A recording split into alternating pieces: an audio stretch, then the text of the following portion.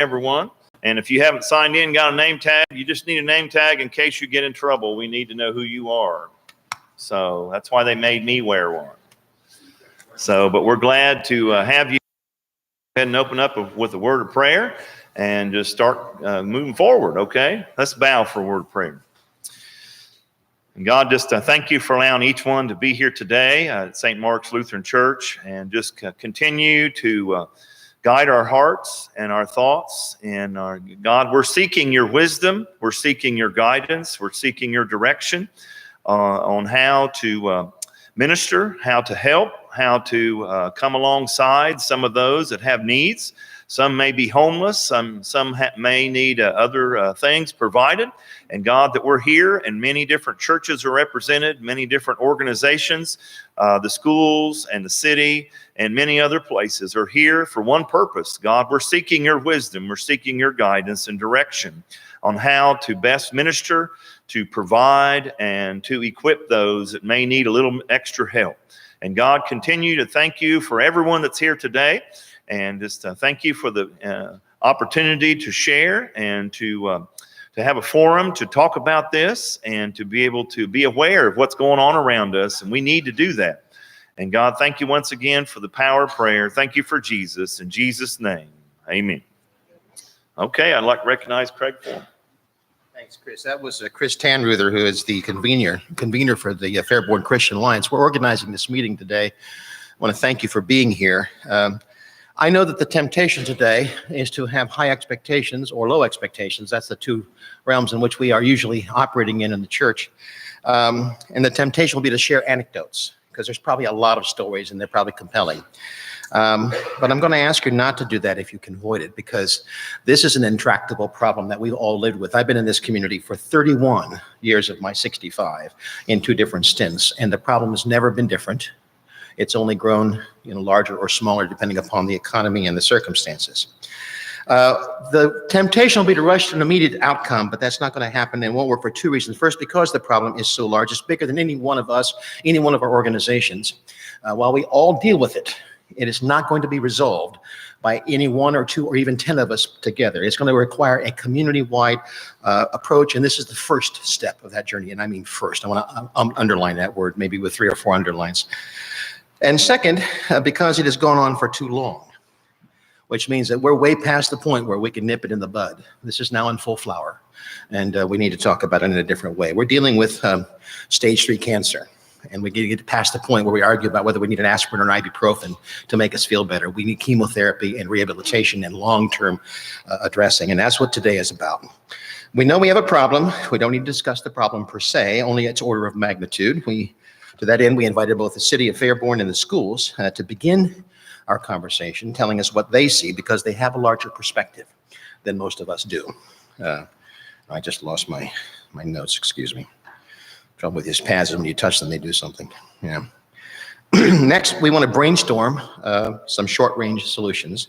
The FCA will have some suggestions, but the idea is to get as many ideas up here as we can so that we can start looking at the scope of some of the solutions we might be able to bring to bear, either as individuals, as organizations, or as a collaborative. That's really the thing we're looking for, short range. And we'll do that right after the break. We are not able as of yet to target the causes, and I'll tell you why. Because the causes there's too many causes. And all of you here deal with maybe a segment of those causes, and that's part of our education side. We want to get a beginning on that. And it would be counterproductive as to start about where we should start, because here's some of the causes I see: poverty, culture, mental illness, substance abuse and neglect, resource allocation. There's enough resources probably in any community to make a dent in this problem, but we are not accustomed to talking with each other. We are not accustomed to working together. This whole notion of the separation of church and state precludes us sometimes from having constructive, meaningful conversations. So while some of us are wearing collars and representing churches here today, we are not here to proselytize. We're here doing what we think Jesus has commanded us to do, but we think that some of you might be here just because it makes sense, because our community is in need, and as a community, we can address a problem we all see, and we can all work together for a common cause. So we're going to start by hearing about the scope of the problem, and to that end, we've invited 2 kind of entities or representatives to start us off. It is my hope that we will get to the end of this, and we'll be able to talk about a system where we can create both accountability and sustainability. That's something we've never been able to do in Fairborn outside of the city itself to do much of anything. As a collaborative group of people to address a problem that has both accountability and sustainability built in. There's just too much movement underneath. So we're hoping that an outside group can create a collaborative structure that will enable us to kind of move ahead long range and short range. I'm sorry it's cold in here. It's an old church and it's 26 degrees outside. I don't know if you noticed that when you came in, and it snowed, in case you didn't catch that. And it's Ohio, so shut up. It is what it is.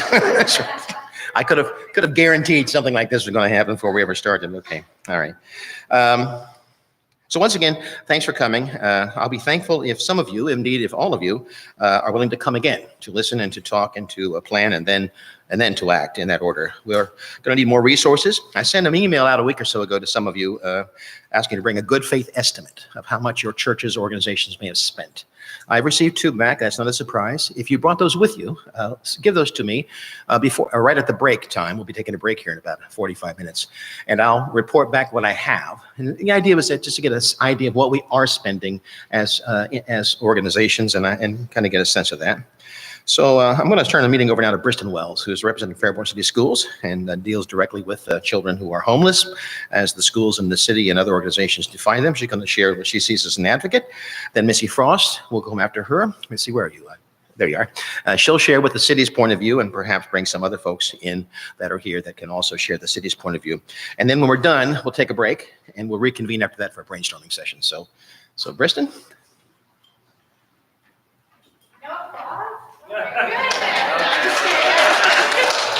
I'm just kidding. So yes, I am Briston Wells. I am the McKinney-Vento Homeless Liaison and Transitional Living Assistant for Fairborn City Schools. First off, I'm not sure if anybody knows that I actually have that title there, right? Because my scope is mostly with the children of Fairborn City Schools. So in total, currently, we have around 120 students, just students, who are currently experiencing homelessness in the Fairborn area. All right, this does not include their families, their grandparents, right, their older brothers and sisters who are still living at home. So we have quite a few individuals within Fairborn who are experiencing poverty and on a larger scale homelessness on a day-to-day basis. And so this includes individuals who are in the shelters, who are doubled up in some sort of situation with a friend, family member, who are in either unsheltered, in their cars, living on the streets, something like that, and also in hotels and motels, right? Which is kind of a different issue altogether. But so homelessness really, really affects the individuals within Fairborn City Schools. I am here to kind of ease the transition process for these families, try to keep them within the school district if we are able, provide them with resources and kind of a guidance out of this issue that they're facing. But as we know, it's not really that simple just to have one person, assist them and kind of direct their lives in that way.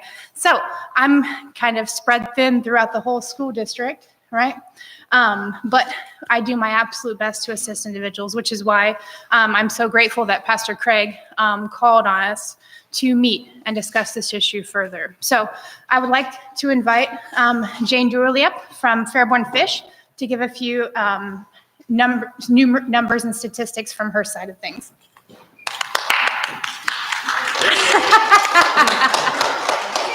I've been up on 8:30 in the morning. I love you, Briston.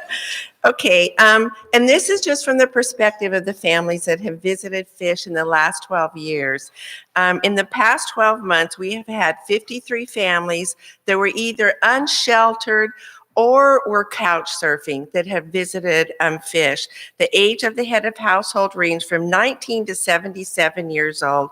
Our highest occurring groups were those in the 20s, the 30s, and the 50s. And we found that our homeless families are similar to our other poor families.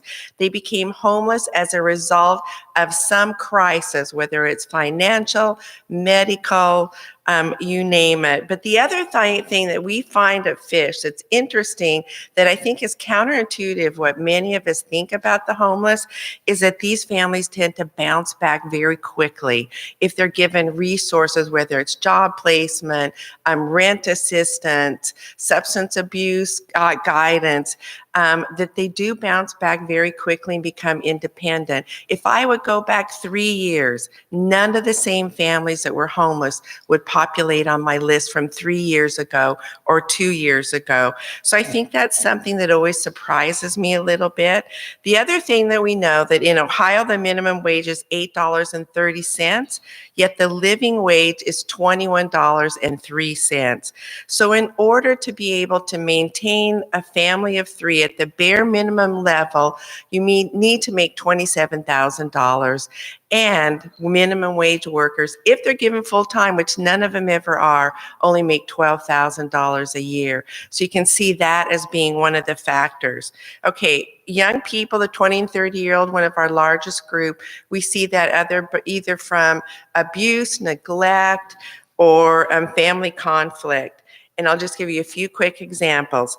Cassandra, a 26-year-old mom of 3 children who was recently divorced, and she pulled up to the fish pantry at the back. She was knocking on the door, and Bill, he's my husband, who's also one of the managers of Fish, we went out to her. She said she'd been living in her car for 3 weeks, and do we have any food that she could eat in her car?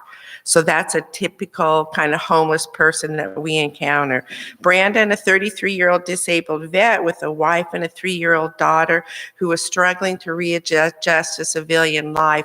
And thanks to people like Marilyn McCauley, we have all the resources that we know as far as veterans, and we're able to tap him into many of those resources. 40 years old were the smallest groups, and the most commonly cited reason for them were disability benefits were too small. Our 50 years old were the largest group. Medical disabilities were the #1 cause of homelessness in this group, secondary to not getting a job. Imagine being a minimum wage worker all your life, relying on construction jobs, doing roofing. Then you get in your 50s and it's really tough to find those jobs again. Your health, your physical abilities no longer allow you to do a lot of heavy lifting. So a typical example is Terry, a 56-year-old with stage 4 leukemia with a wife and 3 children. He had dropped out of school when he was in 10th grade and had relied on minimum wages his entire life. Gets in his 50s and it becomes very challenging. Interestingly, the mature adults were our smallest groups. We only had 2 of those families in their 60s and 1 in their 70s, and those were overwhelmingly due to medical bills and disability. So, and again, this is just from the Fish perspective. In the past 12 months, we've dealt with 53 homeless families. I have no doubt there are many more, because some of them we just kind of serendipitously run into. Bill and I were driving one day. We saw a young man camped out under the viaduct at the end of Maple. He had a mattress, he had sleeping bags, and he was sleeping there. We got to know him because we would go and pick him up for the Sunset Cafe dinners at Mark's on Thursday. So there's many more people that Briston, and we refer people to her all the time, bless her heart. She does a great job that Briston's aware of, and that just happened to stop by Fish and ask us for help. So thank you for letting me share the information I have. Great time. Now we'd like to invite Missy Frost up from City of Fairborn.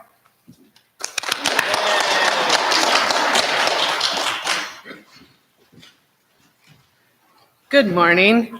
Those 2 ladies certainly have specific detailed information to share. Mine is a little more broad, unfortunately. A lot of my information comes from just interaction with people. I will have conversations with people that will call and say, I need help with food. I need help with housing. Unfortunately, we do not offer housing, but I reach out to all of the different agencies, Community Action, Green Metropolitan, to the Fish Pantry, those types of places to refer these people to. And within the past year, I have probably touched or had conversation with about 20 of those people. And the majority of the reasons, as they were talking about, tend to be income and mental illness. Those are certainly the two biggest factors in the situations that we currently deal with.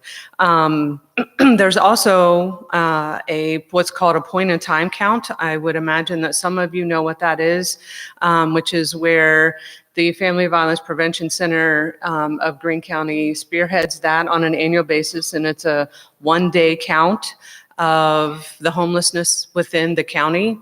However, it's countywide. It doesn't necessarily break it down to municipalities. And that last year showed that there was over 100 homeless persons within the county. So it certainly is an issue throughout the county, and not just something that is happening here in Fairborn. It's all over the county, unfortunately. So there are different avenues that we are able to explore, some different funding opportunities that we can maybe talk about later.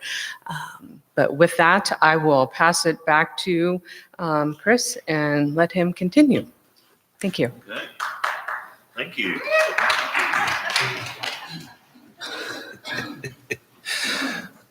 You can just hold the applause, okay?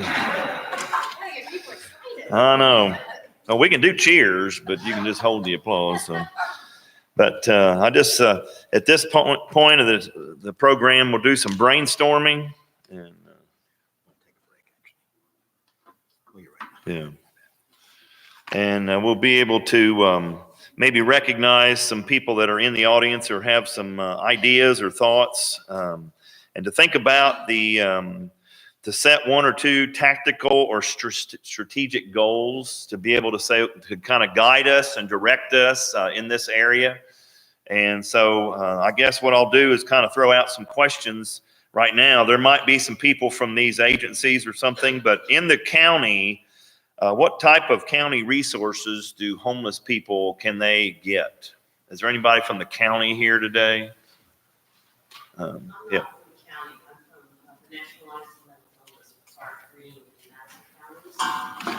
Oops.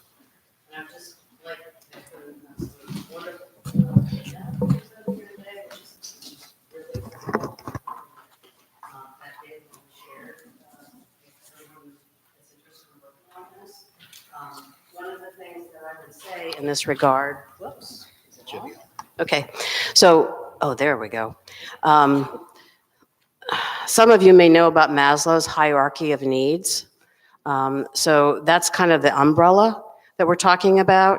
So the bottom level of this triangle, which represents a hierarchy of needs, is about physiological needs. So food, water, shelter. These are the things that actually are an issue for another group of homeless folks who are vets, who are increasingly women vets. Many of them have TBI, traumatic brain injury, PTSD. Those folks typically are very resistant to our managing their homelessness. So the issue with those folks, and this is what the county has found in terms of shelters, is that it takes a while to develop trust so that you can do more with them. I think we're hearing about a little different population. I'm not saying that it's, it's related, obviously, but there's this other group that's really tough, no matter what kind of services may be in the county. So what you might do, this is just brainstorming, throwing this out, you might choose a population at first that is a little more amenable to help from the county, help from the city, et cetera. So that's not a direct answer to your question, but I thought that was a good thing for us to think about at this juncture. Okay, thank you. One of the, Since nobody from the county is here, okay. the things, do I have to? There you go. Since nobody from the county is here, there's 4 shelters that are available. We've got Donellan Place, Interfaith Hospitality, St. Bridget's, and the Harding Place, all 4 of which are in Xenia. What we're not talking, what we have not defined and needs to be defined is all of those have a waiting list. All of them, you have to have an application to get into. It's not an immediately, if somebody calls me today and needs a place to stay, it's not going to happen at any of those shelters. All of those also, well, anyone who is homeless is not defined as homeless unless they've been to a shelter. If they are couch surfing, they are not considered homeless. You and I both know they have nowhere to go. Mm-hmm. They go from place to place, and then they call us because they've just been kicked out of the last person they've been staying with. But those are the 4 shelters that are available. They're all in Xenia. They have to get to Xenia. At Bridges of Hope, they cannot stay more than just the night. They have to find somewhere to be during the day. The other 3 are good. Bridges of Hope will not take children either. Okay. Well, thank you. Yeah, Missy. And to expand on that, all of these resources are in Xenia. Transportation becomes a huge problem to be able to, one, get these people there, or for them to figure out how to get there. Green Cats is available, and that certainly Green Cats is available, but not to the need that most people would need. Okay. Thank you.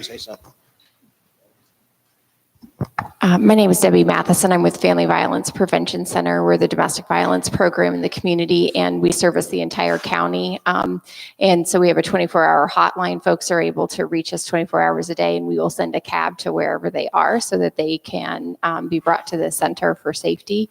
And that's what I wanted to share. Okay. Hi, my name's Jill Conco. I'm the director of Bridges of Hope Homeless Shelter in Greene County. It's great you listed those shelters in there. All of those are family shelters that you mentioned. So any of those, even though they're on a waiting list, you have to have children. So if someone has children, those are the resources to go to. We opened our doors. We are only an emergency shelter overnight. When we can complete our project, we'll be a 24/7 shelter. That is our goal. But right now, we're meeting the needs of single adults, men and women. And they're exactly what you said everyone else can't do. We're an emergency shelter. So I would love, I don't want to take the time right now, but really to educate who we are. Anyone can come to our door at any night, at any time. Once they've been in there, they have set boundaries. They'll know when they need to come in. But we have reached out for Greene County. There is no place for single adult men and women to go. We get them directly from jail. We get them directly from the hospital, things like that. So I really would like, to make you guys aware of the resource. I agree with you 100%. Fairborn has to get to Greene or to Xenia. That's the hard part. Most of the services for anybody homeless are in Greene County. Job and Family Services, there's several good agencies in there for treatment centers, things like that they have to travel. So one of the things in working with Mary Donnellan in the Fish Pantry is the need to develop the transportation, the need to educate people on how to take the bus system. That's a huge, unfortunately for out here, that's a huge need. And we're finding that education and working with CAP, working in Springfield with our Region 15 on trying to develop a program. I know it's offered at the one of the Fairborn libraries. I've talked to Shannon, who is head of the CATS transportation. At any moment, anybody that wanted to offer a class on how to ride the bus, because it's intimidating if you've never done it, how to ride the bus, they can provide tokens. Tokens are not free, so don't think Greene Cats is giving anybody free tokens, but they would do incentives. If you take this class, you learn how to ride the bus, you can get a couple free tokens of having them come into Xenia, because that's where the resources are. But we are getting people from Fairborn all the time. We're probably not meeting all your needs. And the other thing I just wanted to, who spoke with the 100? I'm really questioning that point in time count. we could have filled up 100 easily from our shelter. The point in time, I don't know if you have, she spoke about it right before you came in. Debbie's the one that's overseeing it. Do you know what our numbers were for last year? Because they didn't release it. I know she had said maybe about 100, but I know that we, within our shelter, had easily 50 that we could account for, and that didn't include the other shelters going on and things like that. So that number is really, really much greater that's homeless there. So I'm sorry, I didn't mean to take so much time. I just wanted to share. No, that's Okay. why we had this meeting. We appreciate you being here. Now, hold on a second. Good morning, everyone. My name is Penny Madry Johnson, and I'm from Miami Valley CAP, and we oversee the family shelter in Xenia, emergency and transitional housing. We also oversee the Harding Place that does house single men and single women in a transitional housing setting. And we've been at this for, well, actually the housing program at 1080 East Main Street for about 20 years or more. I do want to say that to be identified as homeless, to come into all of these housing programs in Xenia, you have to be deemed homeless according to HUD. According to HUD's definition of homeless, that's a person or a family living on the street, in a car, in a tent. So you don't have to be in a shelter to be labeled homeless. I just wanted to clarify that. Okay, thank you. I'm Ann Cooper. I'm the head librarian in the Fairborn Community Library. Thanks for mentioning the library as a location for information and resources.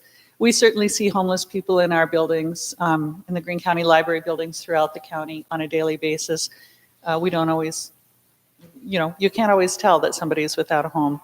And sometimes it's very clear they're asking us for food, for how to get from here to there, what we know about shelters. So this landscape is changing all the time. So if you know something that we might not know, please share it with us.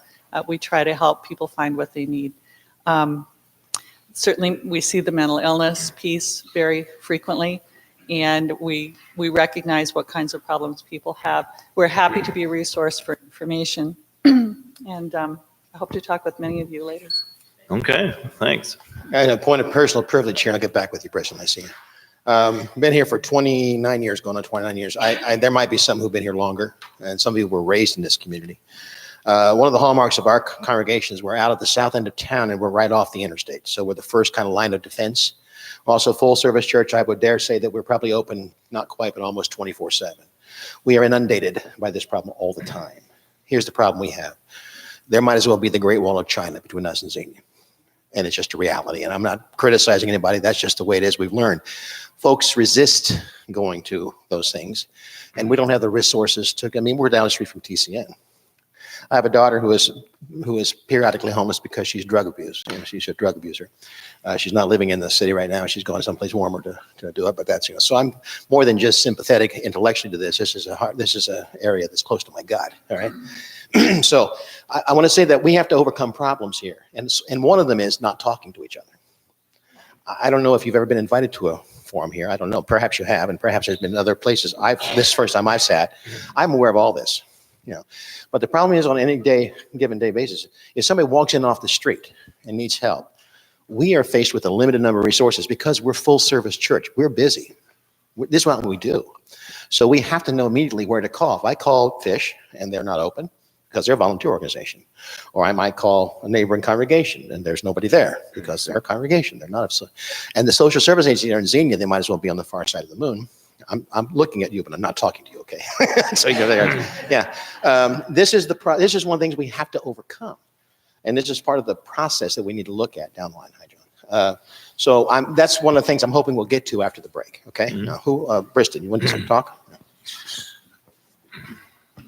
That's almost exactly what I was going to start talking about, the disconnect between Xenia and Fairborn. And it's not just on a city large scale level. If you think about yourself, if you were to encounter a homeless situation and the only opportunity for you was 20 minutes away, right? 15 miles, however, big that bridge is. It's not just picking up your life and going to a different city, right? Leaving your job, yes, we do have the green cats, but will you be able to get to that on time? Will you be able to keep your job? How are you going to transport your things, right? Are you going to leave your family, right, to go to a different city? That's why, our hope is that we will be able to manifest something within Fairborn. Excuse me. And the other thing that I would like to talk about is Pastor Foreman's church, right, is right by one of the larger developments in the city, Landmark, right? So individuals experience homelessness on my accord in a different way by couch surfing. So an individual might not want to go to the Xenia shelters.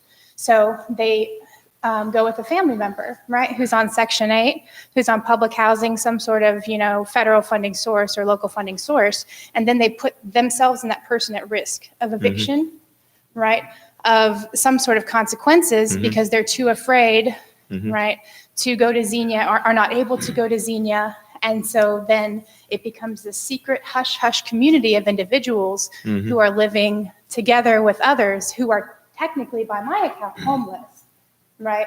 Just couch surfing and living with somebody else. So there's that aspect as well. And I would target the thing we said here, tailored, I put down here, tailored clientele. I don't mean that to be you have to define your clientele. Yes, I'm sorry. I'll talk when I'm walking back here. But just to give you an example, this last week I dealt with one of my members who is a Lyft driver, who picked up a homeless person in Fairborn who just got thrown out of his house for being a drug addict, who was the only option for overnight that he was with, as in Dayton. She was taking him to Springfield for his rehabilitation, and all of his services are in Xenia. So how does that person even get around? And it's all here in Fairborn. And of course, we had to deal with that by paying for the lift and that kind of stuff because we didn't have any other options. Yeah, I love what you said about working. I think a third of the population that are in the shelter, it's not what we all think, are working. And believe it or not, Xenia feels the same way about Fairborn. I don't think it's we've seen them turn down housing because they don't want to move to Fairborn because, like you said, that's their community that they're in. So we recognize that. Unfortunately, I don't know how to fill the gap of, but your guests still, I call them guests, that's what we call, your population still has to get to Xenia, even in the daytime, to get to Job and Family Services and start the services they need. So I would love to sit, I don't know who it would be, later, a different time to talk about the what's available in Greene County and things like that. The other thing, again, I'm going back to Bridges of Hope because you guys are right now hearing directly from us because we bad phone tag. People make up things all the time about us. We are a low barrier shelter, just so you know. We do not require people to be drug or alcohol free to come in. If we did that, we would not get half of our population in there. So we allow people to come in. They do come in drunk. They do come in currently using. That's for us to deal with. Once they're in there, their behavior dictates whether they can stay. But just so you know, when people are like, well, you can't go in there, they're going to drug test you. No. Our heart is to reach that community. They also are not required to have identification. Again, half of the population, when they're out there, if they don't have a mailing address, they can't get identification and that. So I just want you to know, even though it's a hard distance for them to go, there is a resource for that particular population. Okay. Anybody else? Anyone else? I know some of the resources, Job and Family Services, you can apply through get food stamps and things like that. Green Metropolitan Housing, you can get some housing help through them. They can pay some of your rent. The Community Action Partnership is in, but see, all these are in Xenia. That's true. And even like what you mentioned too, I know of one person that was in an apartment and he was on SSI. And he let 4 other homeless people stay with him, which was a violation of his lease, and he was evicted. And that's why it's a secret thing. There's other homeless people staying with other people, but as soon as their landlord found out, they're out. And guess what? They went to 5 homeless people. And then they had to farm out and go to live and couch surf with some other people. So, yeah.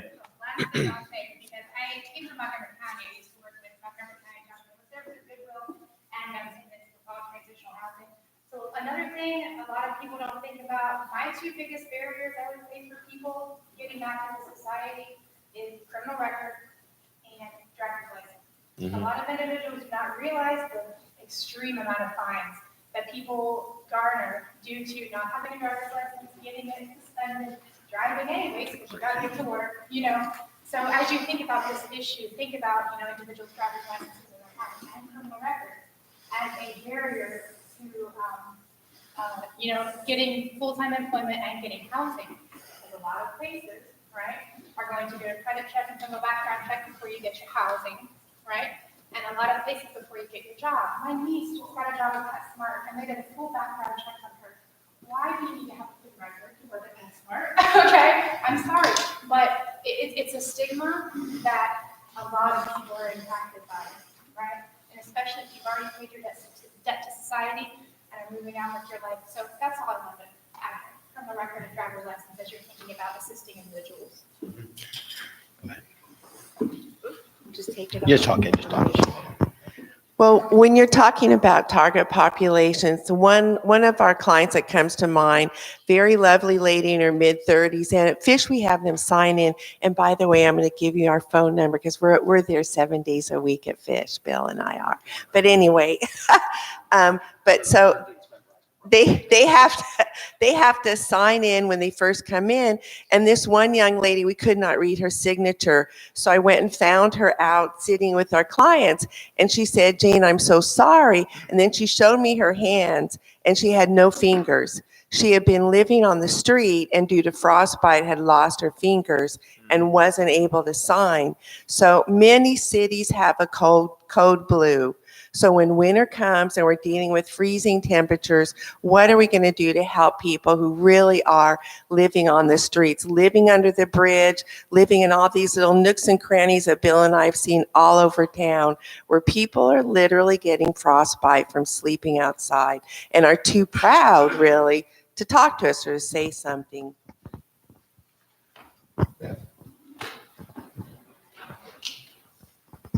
My name is Beth Ewing. I'm the parish nurse at Abiding Christ.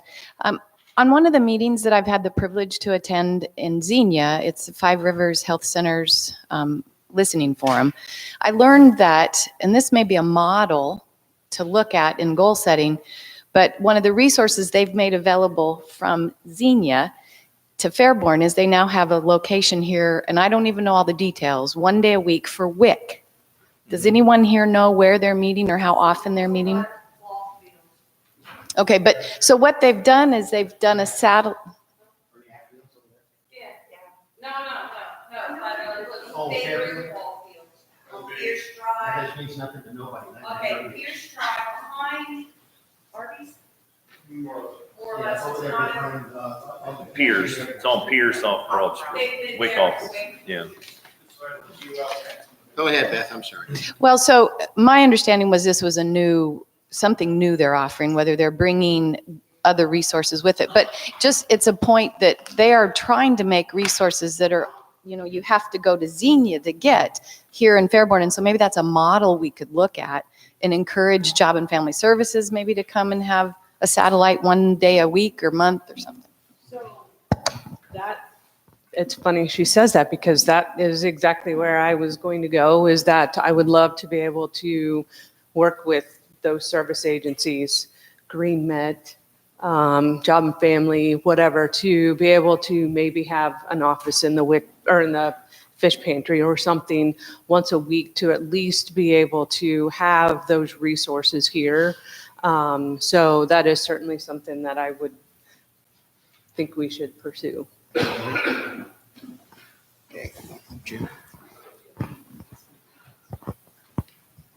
I was sitting here and thinking that we have all the resource agencies in this room, perhaps. What if we pretended for 5 minutes that Briston had a homeless family and she wanted to get them housing? Would we know how to do it? What's the fastest we could get one of Briston's school families housed? What would we need to do that? We've got all the agencies right here. Can we brainstorm for 5 minutes how we're going to get them, students and their families? Let's just do one family at a time. Let's just try it. How are we going to do it? Where do we start? Who does Briston call? So a lot of I'm lucky to have a pretty close relationship with a lot of the shelters, like Master mentioned. I'm about to have Ijan is not here. That's here, Ijan. Bridges of Hope I don't really interact with because my people have children, right? So we are so lucky that the shelters are so quick to accept us individuals as soon as they are able to truly. Obviously, there are going to be some waits, some waiting limits. And then typically we would go to either myself to provide some sort of hotel assistance or fish pantry to provide some sort of hotel assistance. And then they can also go to dates, right, for those sort of shelter services. The problem there is we try to keep them best we can within the Fairborn School District so that we actually get those kids, bring them to school, right? We have buses that go right now to, I'm not allowed to say exactly where, but a few of the shelters, right, to assist individuals in getting back and forth to school. So it's not a hugely lengthy process, but for someone who is experiencing homelessness, a week, 2 weeks, to be doubled up, to be in your car, to be something like that can be kind of difficult sometimes. Okay. Hi, my name is Tamika. I do currently reside here in Fairborn. I was not born here, but I've been here for a few years now. So I just wanted to piggyback off of what you had said, and that there is a barrier when it comes to criminal records. I can speak to that. I have firsthand experience. So I'm living here in Fairborn. I actually lost my apartment. First thing I did is I went to Xenia, to the housing authority, tried to apply for emergency housing. I don't know if it was a Section 8 program or it may have been another program that they had in regards to housing. I did have income, so that wasn't an issue. But I was told that I was denied because of an arrest that I had. Now, with this arrest, I wasn't charged. The charges were actually dropped. But I had someone on that line that worked at the housing authority tell me that I needed to go and I needed to take counseling and all these other different things that I needed to do. Yet the judge didn't tell me that. The judge dropped everything. So I just want to say that, I know from firsthand experience, and we're speaking about resources, and I do agree that we do need resources as it pertains to classes for how to utilize green cats. I moved from Montgomery County. The busing system there versus here is completely different. If you don't know those maps, you don't know the area, it's really confusing. So I agree that we do need a resource there, but also are there resources for people maybe that were in my situation? I wasn't a career criminal, but I did need assistance with someone to explain to me, okay, well, how do I get this off my record? How can I get this expunged? What are my other options? I eventually did, get it expunged, but I just say that feel that there is a need for a resource there as it pertains to criminal records. Okay. We got someone else? A second. Hi, I'm Ellen Farthing from the Fairborn Senior Center. Just a couple things. Currently this year, we have 2 ladies coming from CAP to help people sign up for PIP so they don't have to go to Xenia. My ladies can do that, but we actually are working with CAP to do that. They come the first and third Wednesday. They do work on appointments. Also, I have in my care coordination department, we do a lot of what we call crisis situations, where a senior, and we consider a senior from 50 on up, to if they need help. And we have helped several people just here recently about getting them, a home. We had this one lady, she was living with her daughter.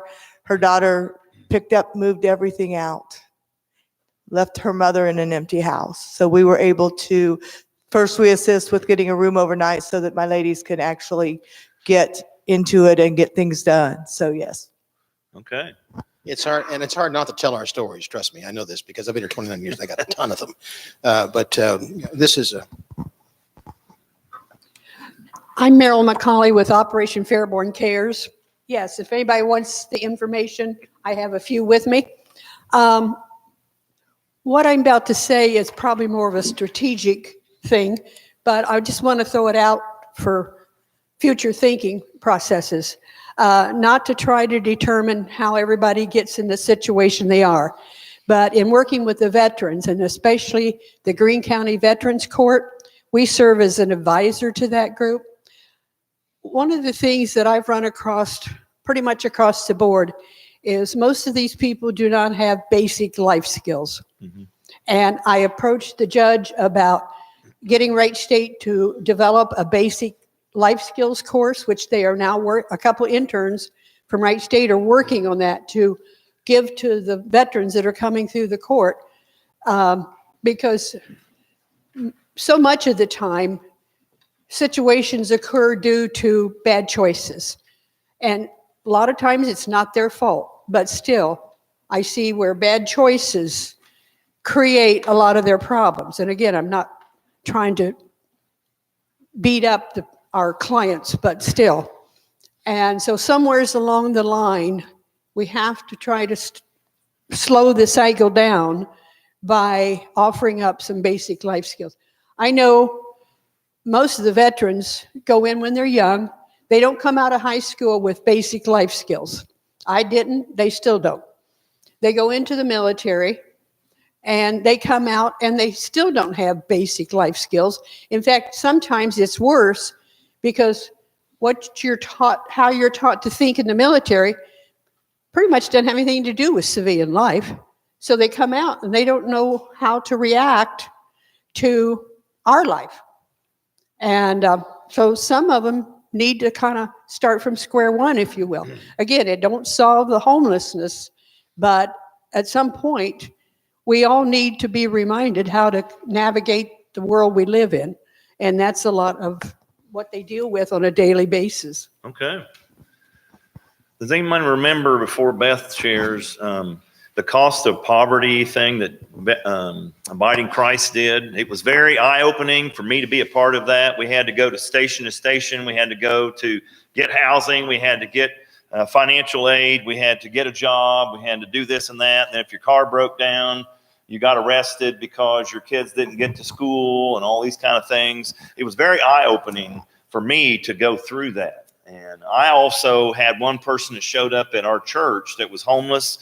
And me personally, it took me 7 months to navigate the system to get him his own apartment. It took me that long, you know, and I'm not a caseworker. Some preachers, that's part of what we do. But it took me 7 months to get him in his own apartment. And he had what he needed and things, but it just takes a while to do that. And we do have some agencies, we do have some different resources to do that. And that's why we're trying to identify and then figure out, brainstorm how to help them as best as we can. So. Hey, good morning. Paul Keller, your mayor of Fairborn. Thank you. A couple of things that I keep coming up here is the skills, whether it's life skills of how do I manage the money that I do have, or how do I make the money that I do have. There are some real basic needs there. And I think that when we talk about how do we tackle this, I think that is one of the things we've got to pay attention to, is the education, whether it's learning how to use the transportation system, it's learning how to pick up some better skills of making more to do better for yourself. It's, you know, those basic skills I think are really one of the goals that we ought to try to tackle. On another note there, when we look at how do we treat this, how do we prevent this, and that's kind of where I'd like to offer some information, is that, you know, from the city's perspective, you talk about church and state, and maybe we need to look at, you know, how we can do better with that. But the city charter doesn't allow me to spend taxpayers' money on some of these things we're talking about today.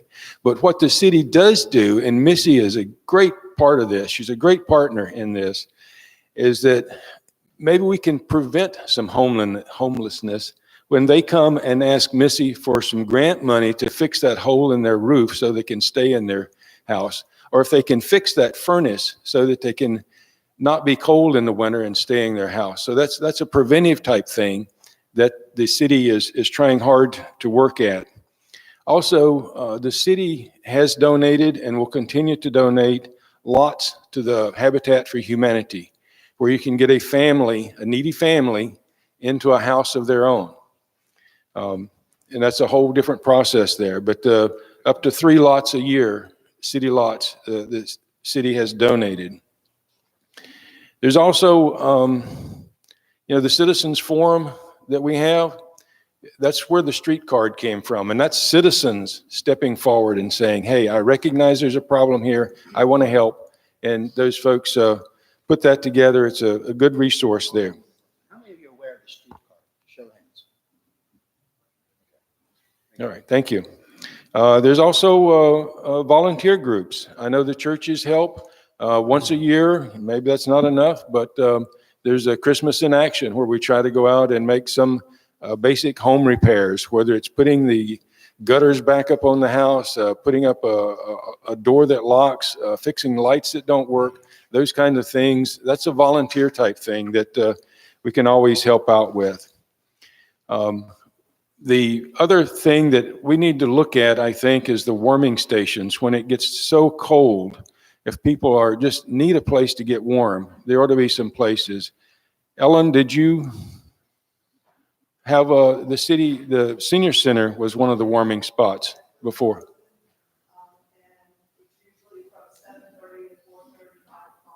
Okay, so there's a place that you can get warm on emergency type when these really cold days. So, thank you. Okay. I'm trying to get folks who haven't talked yet first. I think we have some street cards available too. Is that on the list on the street cards? The warming stations? No. Okay. Okay. No. I'll let, Okay, yeah. I'd like to go back and address what June said. She wanted to know if she didn't have a place to stay tonight, what she could do. Now, Fish, we also have phone that people call in and we will put them up for a night. Sometimes we can put them up for 2 nights. That may have to change because we've got more expensive place now, but we do put them up in a motel. Local motel is working with us to do that. Downside is we're not on the phones on the weekends, and sometimes there's a day or 2 during the week we don't have anybody on. We are all volunteer. If they end up at the police station, they have my phone number, and they'll call me at home, and I'll take care of it. That is a possibility as well. If you listen to the message at the 1313 and it says if you want to make a donation, my phone number's at the very end of that. So, but we would put them up for a night. If the pantry's not open, that they can't get food, we also will feed them. One of the questions our workers ask is, what are you going to do the next night? Because we know we can't put them up for more than 1 night. We do suggest they go down to Bridges of Hope. St. Vincent de Paul will also take them down to the shelters in Dayton. If they do get down to the shelters in Dayton, they can stay there for, I think, for 2 weeks straight. And they get a lot of resources and they can get into the Greene County system. They don't have to start living in Dayton or Montgomery County. They actually can do that.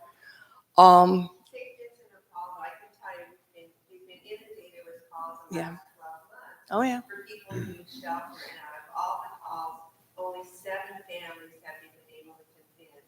Yeah, they don't want to go to date. Just Families are separated, men are not allowed with the women and children, and if you've ever visited there, it's challenging. Yeah. The other thing too that I'd like to address real quick is the skills. One of the mandates for having a 501(c) is you cannot require people to take classes to learn skills. You can't mandate it. OSU has come into Fairborn many times and offered budgeting skills, family planning skills. They do it for free. They provide babysitting. They have little trinkets they give them. So, it is something that happens, huh?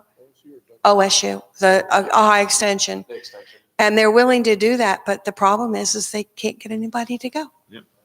And this Fairborn street card has a lot of information that Fred and Marilyn Powers has started. And just as a personal note, this is a starting point. This is not going to solve all your problems. But just like me becoming a Christian, you can't hand me a Bible and say, all the answers are in the book. That doesn't help me a bit. I need for you to help me get the address and get the specific help that I need, okay? So, but this is a starting point. This is a wonderful, and these have been updated in August 2019. All the numbers in here. So this is, if you don't have one, get some and plagiarize it, make a bunch of copies of it, because I still pass these out and people still never saw them before.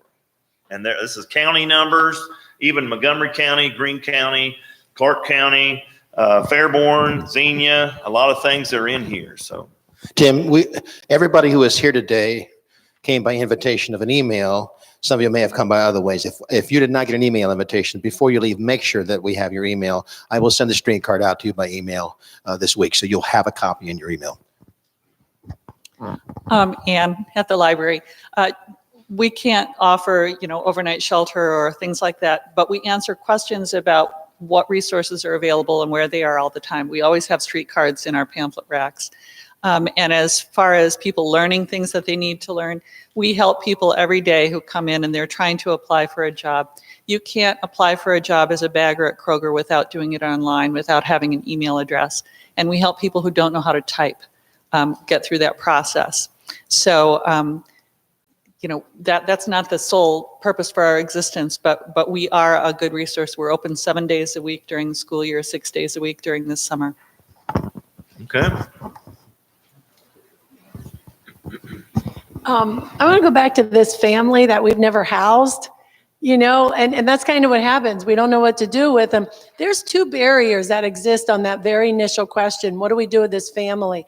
One is, and you hit it right there, we have a saying, we will not work harder on your housing or recovery than you will. There has to be buy-in from these guests. That's probably one of the hardest things for us at our shelter, to work with our volunteers, and our staff is good with it, but they have got to buy into this. So I'd love to get that resource of who's teaching that, because we offer life classes. We get people that get in housing, and 6 months later, they're back. They do not know what to do with it because of their upbringing. Everything you guys are saying is just, a perfect fit for this. So that's one of my encouragements. We've got to require more of people who need resources. They need to do what they need to do without excuses. And the other barrier, it starts with, are you a Greene County resident? We only take Greene County residents. Hopefully none of you ever get on Facebook and the forum, but people are blowing us up, accusing us of busing people in from Dayton, busloads by the hundreds. We can't do that. But that's the point, is we serve Greene County residents only, and we screen for that very closely. It's a fine line to define what makes someone a Greene County resident. Now, I'm not going to speak for CAP. I know IHN does not take anyone that's not a Greene County family, because Greene Metropolitan will not work with anyone who's not a Greene County resident. So we're spinning our wheels if we try to house them for a couple weeks, couple months. We're shooting them. They've got to go where their resources are. Some of them are getting resources in Montgomery County, but they like our shelter better because of what you said about what's there. And so some of that is understanding the process, and they're just going to get stuck in your city. They have no resources, and we're housing them for a few, meeting a few needs. So, I'm not house that family. I'm just saying that I just want you to understand there's a couple more barriers. Beyond that, that family needs to make contact with the resources, and your street card hopefully has that. Okay. I want to point out too that been 28 years, as I said, part of the problem is we talked about the east-west flow of traffic, but Dayton and Springfield create a north-south flow, and that's where Fairborn sits right in the middle of it. It's three counties. It's Montgomery, Greene, and Clark that create the problem in Fairborn that can't be addressed by Xenia, precisely for the barrier you talked about. So part of our solution here in Fairborn has got to be to talk about both directions, not just what we can do with Xenia, but also how we can collaborate with Dayton and Springfield, and that's going to take a little more work. Sorry, who's over here? Well, Greene Metropolitan, just to let you know, we do take people. It's just they get preference points if they're from Greene County. Yeah, they can apply. They're just further down. They're going to be further down on the wait list. A lot of times we don't get to them because we are housing Greene County residents first. Mm-hmm. Pastor Keith Whitty over at Bethlehem Lutheran Church and School here in Fairborn. Another resource is our churches. They say most of the pastors are not trained in how to address these things, but with caring hearts, they say that's why we're here today. The one things that a lot of the clergy are trained in is, talking also about life skills, is the ability to how to address stigmas, guilt, bad decisions in the past, whether, how much is, their fault or not, but to lay that upon God and to hear the word of forgiveness in Jesus Christ does bring healing to hearts. And that's what your clergy are trained to do. And that will also provide courage and hope, also working alongside with your work. So thank you for being here.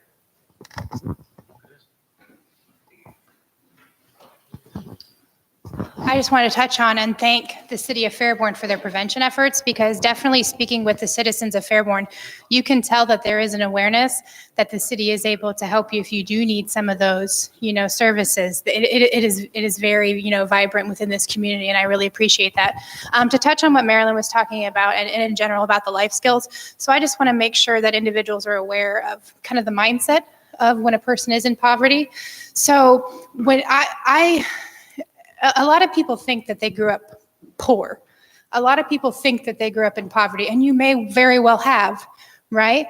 But it is a completely different mindset to grow up in poverty and to grow up broke, right? So I've been broke before, right? I've had no money, I've been scraping the bottom of the barrel, right?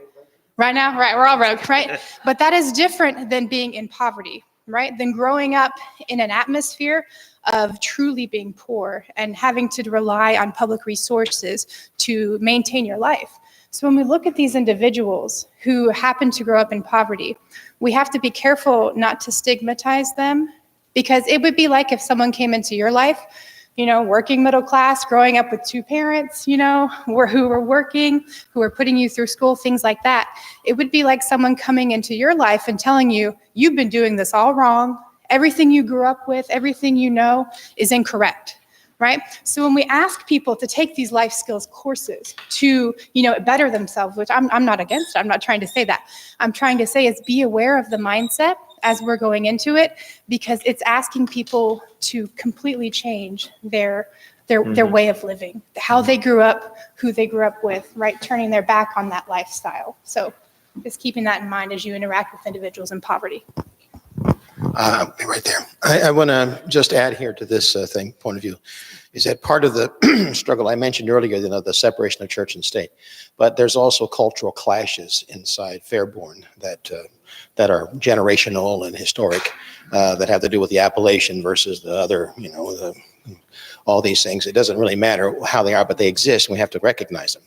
And all of these things feed into the overarching narratives that we're talking about. We're not going to fix that problem, but we have to recognize that problem as we talk about solutions. Okay, who's over here?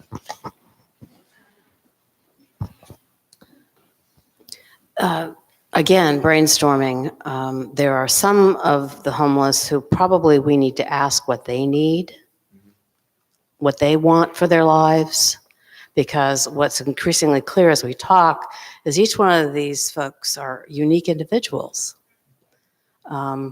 They have all the things that we've been talking about in different amounts, I guess, what you could think about that. So that's something I think to keep in mind. I think that's why this is challenging. All of us need to be aware of some things that we really can't change, because in this group anyway, although I would say with stigma, we all can work on that. These are persons first who are homeless second. In NAMI language, if somebody has a mental illness, we talk about them being a person first and then having a mental illness, okay? Instead of being mentally ill or being homeless, this is a person who has this problem of homelessness. So that is something I think that we need to keep in mind. Is TCN here? Any of the substance? There's somebody here from TCN. That would be a question I had. How would they address this if they have a client that would come to them? Well, they have walk-in hours, both in their Fairborn location. They are here in Fairborn and in Xenia. And I can get that to everybody. I will say that that's probably something higher up on Maslow's hierarchy of needs. And I'm not saying that hierarchy of needs is perfect, but it certainly in this regard seems to guide us. So it really is about housing, it's about food, it's about water, and maybe, I disagree kind of with Maslow saying I think safety is another thing, because that shelter, there's several shelters in Dayton and in Springfield that have been, I mean, some really bad things happen there, right? So those places, I wouldn't send someone there because of that, because I can't predict that it's going to be safe for them. And safety is a real issue for many homeless. That guy under the bridge that was described, you bet that, every night when he goes to bed. Well, what we know about most homeless is that they sleep during the day and they stay awake at night. Yes, okay. Yeah. There you go. We There, have a homeless man that at night, he goes to the car wash and pulls the door down because no one knows he's in there. It's the only way he feels safe. They don't feel safe sleeping at night. So I think that skills is a really good thing. I don't think you can do that. I'd like to just comment further on what Beth suggested about county services coming to Fairborn once a month or some number. I've suggested that in different circles over the years, and I think that is definitely an area that the leaders of this group needs to go to the county commissioners and make a strong story for bringing those services to this town. Like I said, don't know how often. I'm sure the city would help look for a place for that to happen. And sometimes Greene County officials tend to overlook Fairborn. That's my personal opinion from observation. Yeah, but we don't have to take no for an answer. That's my philosophy. And make the story real and strong to those people, make those decisions. That's right. Well, here's the thing. I know, and here's the thing. We're going to take a break, and I say that because we need to take a break. Everybody's, but there's bathrooms out there, and there's folks out there that will direct you to where the bathrooms are. It's easier for them to just point than it is for me to tell you, okay, because they're all over this building up and down. But one thing I want to say is, some of you may not be able to stay any longer, and I appreciate that. I appreciate you coming to the snow today. But we will be coming back to continue this conversation. We're here until 10:30. Yes, just a second. I'll go there. But on your way out, on that table there are 2 sheets of paper. One says long-term and one says short-term. I'm not sure if what Marianne just suggested would fall probably under both. But if there is something you're interested in doing, I would say short-term is how we house people, how we deal with them, how we coordinate them, how we instruct them in the short term. Long term would be things like skill training and improving the transportation infrastructure and creating structures here that if there's any of those, one of those areas you'd be interested in following up on, we'll get you organized. That's what the FCA is committed to do, the Fairborn Christian Line. We're going to organize people. That's all we're going to do. Organize people. We'll send people that we can to do this kind of facilitation and do that, and we'll bring in the resources. We'll invite them to come. We'll do the best we can, and we'll try and get together. This meeting is the first step of a journey because we can't resolve all of it, but identifying all these things has been very helpful. Even for me, who've been around here for 28 years, right? That there's things that I learned today that I did not know, and I didn't think there was anything I could learn that I didn't already know about this place, but I should know better. Okay. So you wanted to say something about TCN, so I'm going to get that. Correct, yeah. I speak very loudly. I don't want to torture they people. Yeah. Okay, we'll try this. So I actually work with the Coach Rehabilitation Center. We just opened a location here in Fairborn on Main Street. And somebody asked the question about some of the barriers that we, what do we do when we identify someone who is homeless? And unfortunately, we run into a lot of barriers. So we have homeless bags that we give to people that have a blanket, gloves, some staple foods, things like that. But what we find is a lot of our clients don't have IDs, they don't have birth certificates.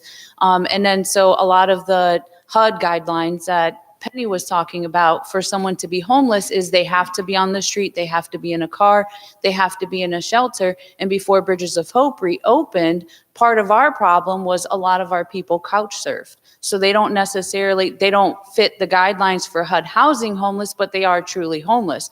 And so before, we didn't really have a way to refer them to different resources, but now that Bridges of Hope is open, we actually refer people to the shelter to be able to get that homeless statement to actually qualify for services for housing in Xenia.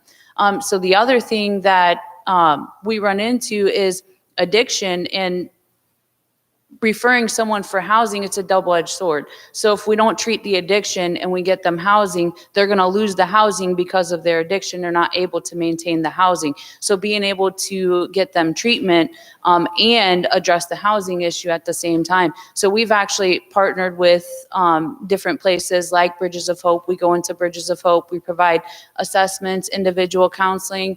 We also try to do a group there to try and engage people to get them going into those resources so that when they start the housing, they're already engaged in treatment and they're already working on those things. And we're going to be talking about that more when we get back. That's going to be the topic of conversation. Okay, so I'm going to take a break here. Yep. All righty. Let's take 10 minutes. Okay, 10. Come back as soon as you're ready. There's coffee in the room. There's some donuts. Please make sure, though, if you have to leave now, that you check those sign-in sheets on the table. But please come back, because looking ahead, that's what we're here to do. The street cards will be where? Fred will have some street cards out there for you. And again, if I don't have your email, make sure I get it. I will send you a copy of the street card PDF file. It's updated regularly.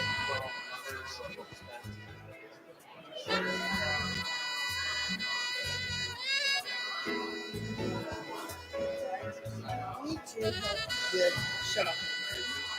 2018, this is what we're doing. This year to date, this is what we're doing. You're welcome. That's the Thank you for coming.